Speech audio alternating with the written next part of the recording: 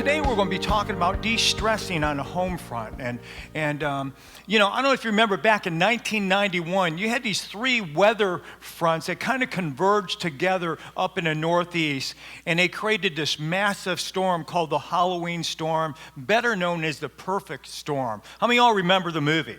There's a true story about these fishermen that got caught in this massive storm, and this movie portrayed like 100-foot waves. It's a very intense movie. And again, it was the true story of these three weather fronts that came together that formed this huge storm that literally pounded the Northeast. And you know what? During the holiday season, if we're not careful, we can allow these fronts come into our life. These stress factors can come into our life, and if we're not careful, they can bring about a storm of stress and disarray in our family's life. So today I want to talk about how we can prevent the perfect storm and really how to be able to manage the stresses of the holiday. And today's going to be just a very practical message, and what we're going to do is we're going to identify some of the holiday stresses and then give you tools in how to deal with it. And there's no way we can totally eliminate holiday stress unless you go and move on a deserted island, but guess what? You're going to have a whole new set of stresses if you do that, you know? But let's look at some of the stress factors. First one is time pressure, and there's a lot of time pressures during the holidays. You already have busy schedules, then all of a sudden we start adding stuff to our schedule, and you can add everything from, like, if you have small kids to maybe they're involved in Christmas programs at school or at church or whatever, or maybe you have family and friends that are in Christmas plays or choirs and they expect you to attend. And then there's shopping, which will take a big block of our time. And, speaking of shopping, whatever happened to the center of the malls? I'm not talking about the new mall. I haven't been down there, so I can't speak for that. But it seems like the malls I go to, the center malls have been taken over by these vendors. These people in little huts, man, are trying to sell you hand lotion or toy helicopters. Remember the day where there used to actually be benches where you could actually sit down and relax, or you could tell your family, hey, let's split up and let's be back here in an hour. That space is gone, man. It's like, man, we need to start a movement to take our malls back, But then you have all kinds of parties. People that haven't been social all year round decide to be social. So again, we have these pressures. Then there's this financial pressure, and particularly for guys that are trying to provide their families, there's this pressure to have the finances to provide every single member of your family the perfect gift. And parents, I just want to encourage you. I have three grown sons that made it into adulthood, and you know what? They never got all the perfect gifts every year, And there's a lot of pressure to provide the finances to buy the perfect gift. And you have all these commercials hitting you, and it's like, man, you need to buy your wife or your girlfriend this huge diamond ring, and it kind of lays the guilt on you, man. If you do anything less than that, you're a loser, you're a lowlife. So you have all this pressure to buy everybody around you a Christmas gift, including the babysitter's second cousin. It just kind of gets out of hand. Then you got family pressure. And some of you already got a warm up to this at Thanksgiving. And, all of a sudden at the holidays, we begin to put people together that normally don't, hang out together. And that could be awkward. Sometimes it can be toxic. Sometimes it can be downright confrontational. And if you had a great Thanksgiving, hey, God bless you. But for a lot of people, just the thought of going over mom and dad's house, just the thought of going over grandma's house can raise your blood pressure.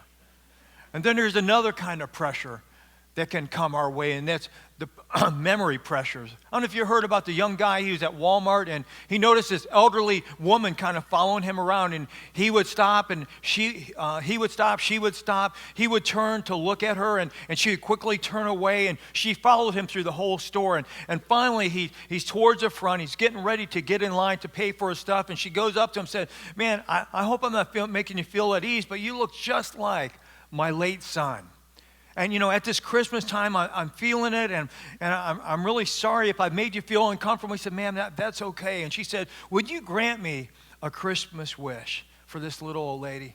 Would you please do this for me? He said, well, what can I do? She said, when I go through the checkout line, can I look back at you and wave at you and say, goodbye, son? And with a tear in her eye, then she said, and if you could just be so kind as to respond, I love you, Mom.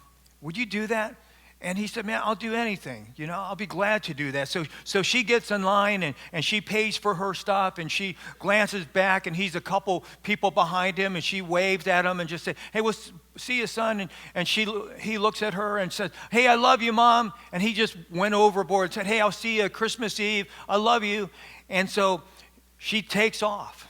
He goes up and he checks his 3 items out. And the guy behind the cash register said, there'll be $125.78. And he said, whoa, I just bought 3 items. This should be under $10. He said, but your mom just said that you were going to pick up her tab. I want to tell you, you got to watch these little old ladies at Christmas time. Now, that's not exactly the type of memory pressure I'm talking about. But it seems like, when we face the holiday season, oftentimes there's a flood of memories come our way. And many times it may be the memory of better times, or maybe it's a memory of somebody that's no longer in your life. And we talk about how the holidays are the most wonderful time of year. But for many people, it's the most difficult time of year. A lot of times people have a very tough time with the holidays. And I think it'd be great for us to be sensitive and ask God to put people on our hearts that may be struggling during the holiday, that we can reach out to them, because there's a lot of people that hurt during the holidays. And to add to all this, we have all this media hype in Hollywood that, paints this picture that Christmas is the perfect time of year. And many of us have this picture painted in our mind of all these good-looking people, sitting around and always getting along with each other. And nobody is complaining about the food. Nobody is complaining about the gifts they received or they didn't receive. Everybody shows up for dinner on time and everybody's dressed really nice. Nobody's dressed in camo. Everybody shows up right on time. Nobody's drinking too much. Nobody's outside trying to smoke a joint and try to sneak one in. Grandma has her teeth in. And what we've done is the media in Hollywood has created this illusion that this is what Christmas is to look like. And if you don't experience Christmas in this way, there's something wrong with you. You've missed out. You didn't really experience Christmas. And there's actually pressure that comes our way in that area. And isn't it ironic that the time of year that we're supposed to be celebrating the greatest gift that God has ever given us is the time we make it the most difficult on ourselves and on our families. And here's what I've learned, that the most important thing that you can give your life is something that every single one of us can afford. And that is to create a good and peaceful environment in your home.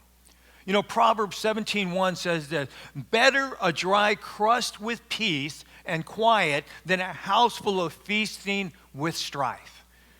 Let me give you Stan Pavkovich's translation.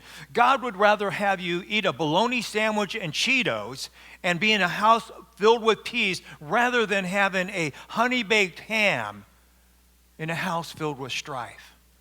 So one of the greatest things that you can give your family is a peaceful environment.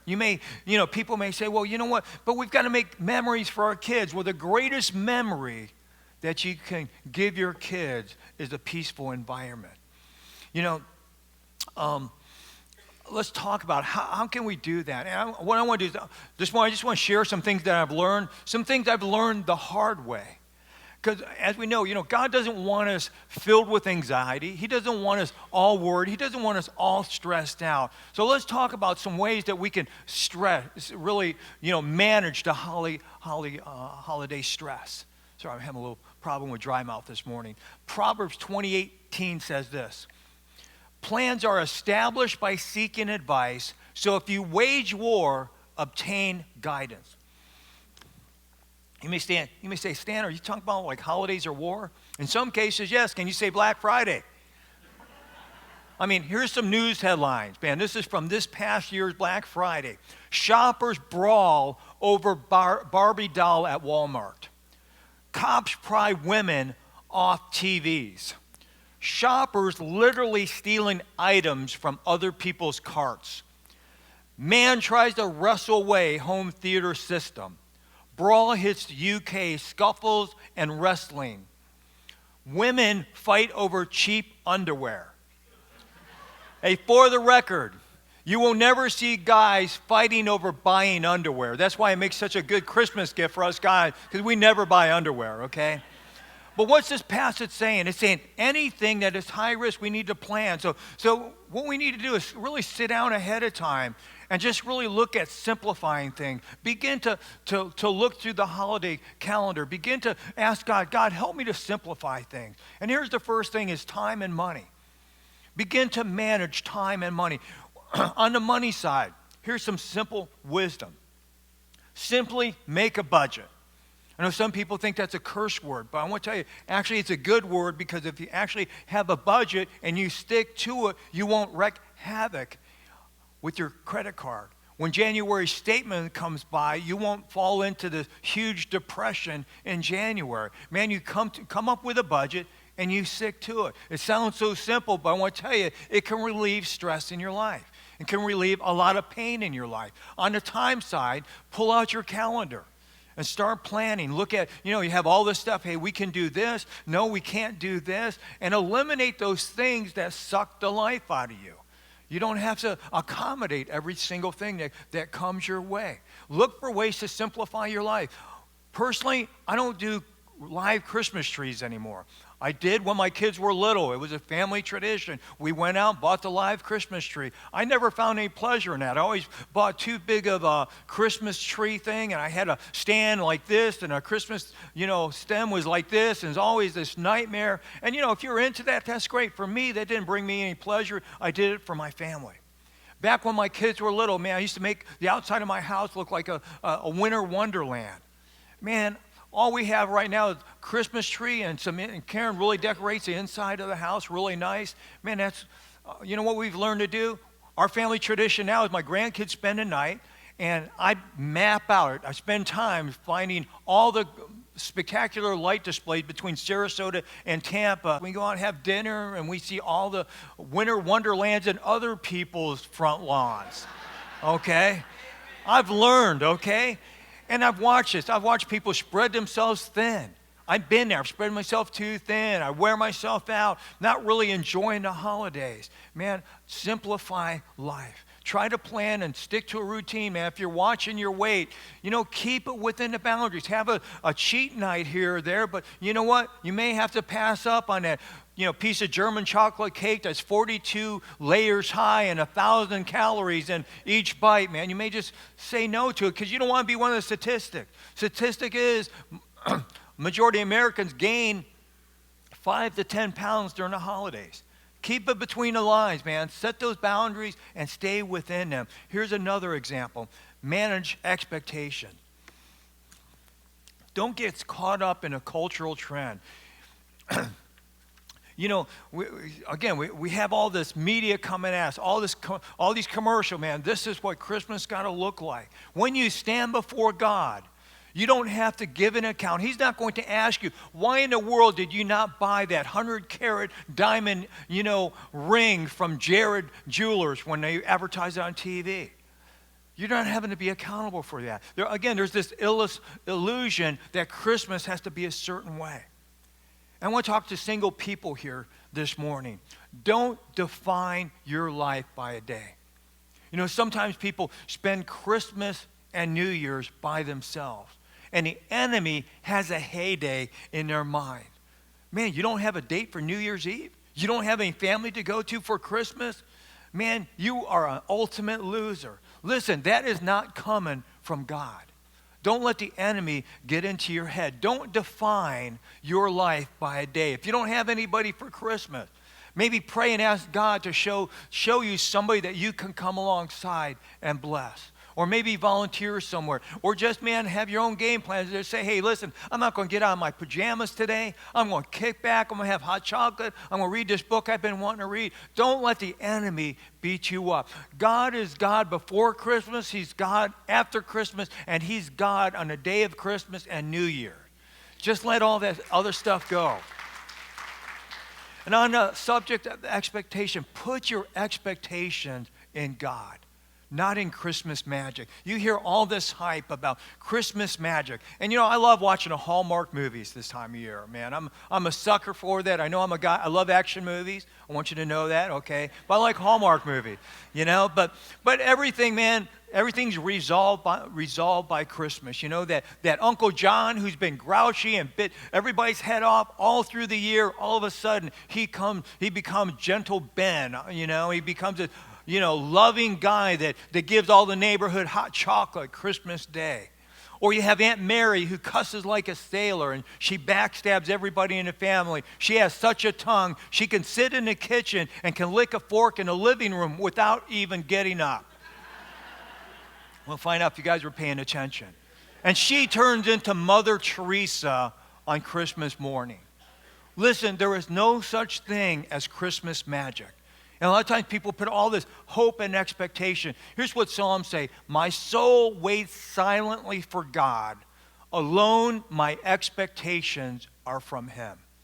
I want to say that again. My soul waits silently for God. Alone my expectations are for him. Again, a lot of people think Christmas, well, maybe he will miss me. Maybe she will miss me. Maybe they will remember what they had.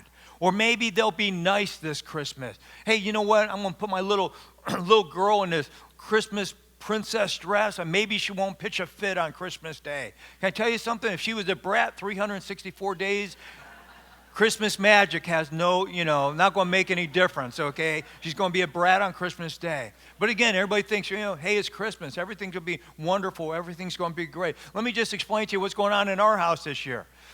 Many of you guys know our kitchen is being remodeled. Our kitchen was supposed to be completed by Thanksgiving. Guess what? I've got an inch of dust throughout my house. Our kitchen is gutted. I've got cabinets throughout my house waiting to be put in. Now it's not going to be until probably the first of the year before everything is put back together. There is no Christmas decorations going in our house. There wasn't a Thanksgiving dinner. We spent it with my son. We're going to do the same thing at Christmas time. And you know what? It's cool. When I caught myself kind of going negative, God in his gentle way, I love how he does this, he just reminded me of where I was at this time last year. He reminded me this time last year for Thanksgiving, my meal consisted of a half a bowl of soup, and I had to push it away because I couldn't taste it and I couldn't stomach it. I had a feeding tube in me. I was recovering from throat cancer. I didn't even need a kitchen a year ago. This time now, fast forward, my health is great. I have an appetite. Now I look at a cookie and I gain weight, So life is good. Perspective is everything. And I want to encourage you to have the right perspective. Look at what's going right in your life, man. And just say, God, I recognize, man, there could be all kinds of chaos going around me. But God, you don't change. You're faithful. God, you are still God. And I have a life to live through you. Here's the fourth thing. Manage your emotion. When you get involved with family, again, it can get kind of hairy. And I came across an article. Believe it or not, you can actually Google this. How to win the Thanksgiving argument. And what kind of craziness is that, man? Yeah, that's what you need to do. You need to arm yourself for the holiday so you can win those arguments. Man, you're going to be building memories, but the wrong kind of memories. The idea of Thanksgiving, the idea of Christmas is to be blessing to other people, not to win the argument. So I just want to give you a couple things just to kind of help you with that. We're going to have to learn to overlook some things.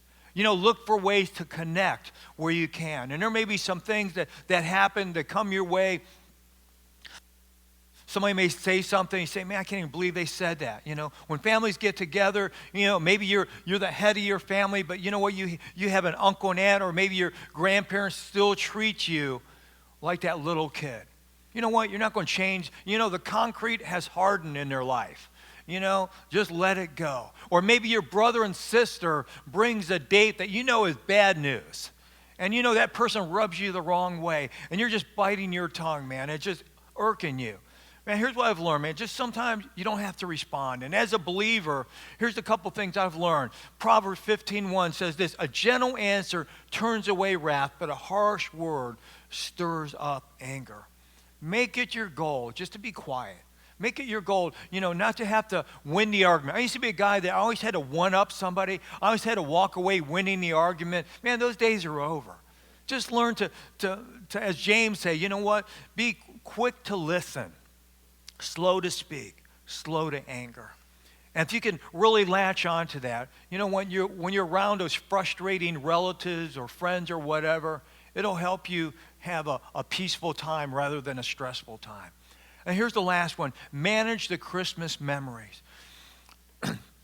You could be sitting in front of a Christmas tree and you're looking at it and you're saying, oh man, maybe you're older, your kids are grown.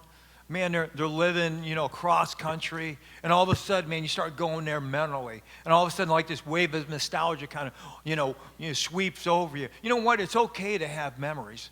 It's okay to reflect, but don't stay there. Because a lot of times we kind of get pulled into, those were the good old days. Man, hey, I'm in a new season of my life.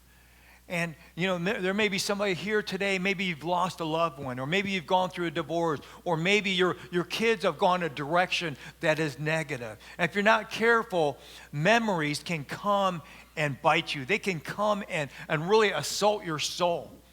And I'll tell you, one of the things that we need to be careful of, we sing the same Christmas songs every single year. And just be aware that triggers your memory. I'm not saying those are wrong, singing those songs or anything like that. No, I'm not saying that at all. But be aware they can trigger our memory. Understand that. And if you're having a difficult time, maybe this is the first Christmas that somebody's not in your life, man, begin to deal with it ahead of time. And it may look like sitting down and talking to somebody. That's one of the best ways to process it. Or maybe it's making a different set of plans for the holiday. But don't let the Christmas memories throw you into depression. Paul says this in 2 Corinthians 1:3. Praise be to the God and Father of our Lord Jesus Christ, the Father of compassion and the God of all comfort. Hear this, tormenting thoughts are not coming from the Lord. Tormenting memories are not from God. He's the God of all comfort. And during this Christmas time, this is a great time. And so often we'll kind of look inward. This is a great time to look upward and just say, God, thank you that you truly do love me. God, thank you that you truly do care. Thank you that you sent your son as a gift of salvation to me. And if you're going through a difficult time, begin to realize that, you know what? I've got good days ahead of me with God in eternity, because one day we're going to pass from this life into the next. There's going to be no more pain, no more sorrow. This is a true story. There's this little old lady that was diagnosed with terminal cancer. And she's at the end of her life. She only had a couple weeks to live. And so she calls her pastor and she calls her immediate family together to help plan out her wedding, or not wedding, her funeral. So she tells her parents, her family, of what dress she wanted to be buried in. She talks to the pastor and picks out the songs that she wants sang at her funeral. Picks out the passages that she wants him to read. And told her family, hey, I want to be buried with my favorite Bible at my side. And then she looks at that pastor and she says, hey, I want a fork in my right hand. And the pastor said, hey, I was following you up to this point. You want a fork in your right hand? She said, my whole life, man, I've been going to church potluck dinners. And sometime before the dessert would come out, someone would stand up and say, make sure you hold your fork because there's something good coming. And she said, I always knew that, man, there's going to be homemade apple pie coming our way. There's going to be, that great chocolate cake coming our way. So I knew I needed to hold my fork because the best was yet to come. And he said, Pastor, when people come up to the coffin, I'd say, what's the deal with the fork in the right hand? You tell them that I said the best is yet to come, that I've got good times waiting for me ahead of us. And in this Christmas season, I want to challenge you, do not lose sight that the best is yet to come.